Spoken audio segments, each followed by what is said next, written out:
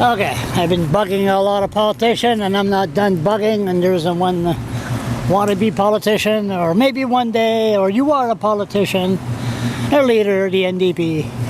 Listen, I gotta ask you a question. Oh, that's right, you were in Europe. Mm-hmm. You've been around. Yeah. You've been around the world. Okay. One thing that really pisses me off is when you hear the Francophone school district, the Anglophone school district. You hear that on the radio, CBC every morning, or any school, any media, the Boston Francophone district. So what's your opinion on that? On the busing? Well, No, not the busing.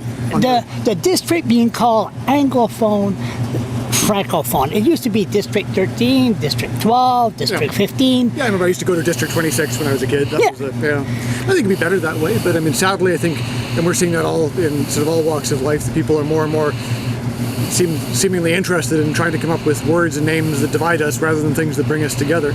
You know, we've talked lots, that I support bilingualism, I support doing everything we can to make sure that French culture survives in the province. But things like that, like you said, we've got kids. We've got kids, whether they're English or French or Syrian or anyone else. They're going to school. They're going to school to learn. Some of them are going to go in English, some of them are going to go in French, but that's not the main point. The main point is that they're kids and they're going to school. And the school shouldn't be a language issue, it should be a learning issue, right? That's exactly. I mean, that's the reason, one of the reasons, in addition to preserving culture, that you have the separate school system is so that kids who are from French families can learn more easily. The same way that you have in lots of other parts of the world where you've got different language or cultural communities. You have separate schools, not because the kids are different, but because the focus is supposed to be on the kids. Yeah. Not on titles, not on letterheads, not on what's written on the side of the school bus. Okay, now, isn't that an insult when you had the old days, long day ago, with the natives? They put them in school where the nuns were there. They tried to destroy the culture.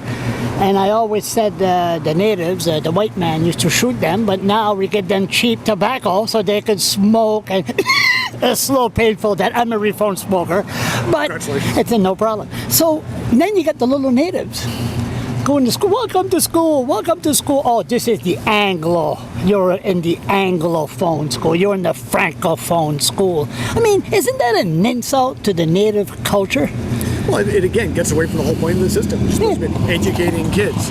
But again, I think it's a sad thing that's happening in more and more Western countries when people are more interested in dividing people up based on groups rather than trying to slowly eliminate those differences. You can say, look, we're all the same. We all breathe the same air. We all look pretty much the same. How do we start this? Who is it? I'll say it. You don't have to say it. Is it Moody Québécois that started coming here and say, je suis francophone, puis les francophones? Ce n'est pas seulement un problème avec les communautés linguistiques et culturelles, c'est un problème partout dans le monde occidental. Mais aujourd'hui, nous sommes tous en train après 50 ans de batailler pour dire que nous sommes tous la même. Maintenant, on commence de batailler pour dire que non, nous sommes tous complètement différents. Pourquoi ça n'a pas un bon mot? Le district Var, le district Champlain, the English, you want the Chris Austin school district, or you know what I mean? A name that's pretty. I know. Sorry. Oh, well, maybe the Dominic Austin there, half and half. But hey, you never know. You never know. Maybe a merger here. But the system is. I mean, one of the reasons that we used to have the numbers was it's the simplest, easiest way of figuring it out, right? Like one of the other things which yet is people don't even figure out which school district is in charge of their area because the names don't make the same sense. Whereas I can still remember 30 years ago since I was in the school system, I can remember what district I was part of. So it's but you asked like where it comes from.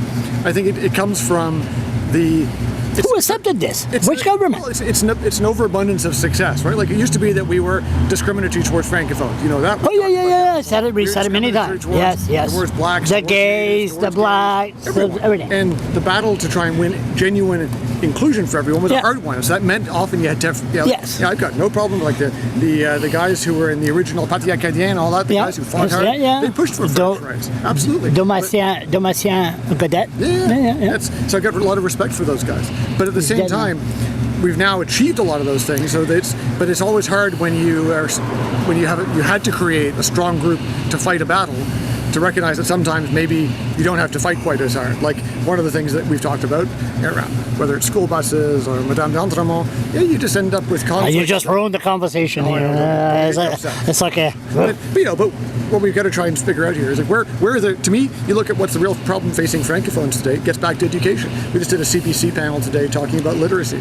It's 66% of Francophones aren't at a functional literacy level in French. So 66? Yeah. So it's 56 for the whole province, but 66 for Francophones. And that's not my stats, that's the Government of Canada, Department 2009 Finance. It must be Quebecois because we speak the Chiac. That's right. You know. Maybe it's the way of measuring it. But it's probably true. But why don't we talk about that? So we spend all this time arguing about the symbols of schools, what's on the side of the bus, what's on the letterhead for the school district. Why don't we go back and focus on actually teaching French kids to read and write in French, English kids to read and write in English, and then maybe, God forbid, we could actually learn each other's language and move on. But would it be a start to change the name from the Anglophone, the Francophone school district, to change it into something else that would be acceptable? And I think it's racism against the natives. They force the natives to go to school. You don't have no melicit, no meat. That's not the meat bag. This is the Anglophone. This is. If I was a native, I would be pissed off. Well, it's one of those things that you talk to a lot of First Nations leaders, and they talk about, you guys talk about the two founding cultures. The two founding cultures in New Brunswick were Mi'kmaq and Maliseet. Yeah, exactly. And we don't talk about that very often. And it's but the reason why it's difficult to talk about is because you have a conversation that's about something as silly as the school buses, like we've talked about this, right? Nothing to do with what's actually going to happen in the classroom. We have all this big battle about school buses taking kids to and from school. Not part of the school system. Kids can walk to school, they can get driven by their parents, and who knows what language, who knows, maybe they're all speaking German. Doesn't matter. But we have a big fight about that. And we never talk about what I think really matters, which is what's happening inside the classroom. Why do we still have nearly half of French kids in grade 2 not meeting the literacy requirements? Yeah. So I think we could talk about what the names of the school districts are, talk about the school buses, but what we got to stop doing is talking about all the bullshit and start talking about the actual stuff going on in the classroom for English and French and First Nations kids and the immigrants. Is it that I have way too much time on my hand that this real? No, it's just that I get up in the morning and I hear that on the radio all the time. Get annoyed by symbols, right? I mean, that's why the school bus thing turned into such a big deal, because on the one side you got folks in the Acadian community who think, oh Jesus, the Anglos are coming for us again after hundreds of years of trying to fight for our rights and being pushed back. Now we won some rights, and now the Anglos are going to try and take them away. I think the school system, Brian Kenny, he's a redhead. Brian Kenny, he's not as arrogant as Serge Roussel. Serge Roussel politely was telling the Englishmen to go fuck themselves politely. As arrogant as Serge Roussel. In a political manner, There are lots of, I'd much rather hang out for a weekend with Don Arsenault than with Serge Roussel.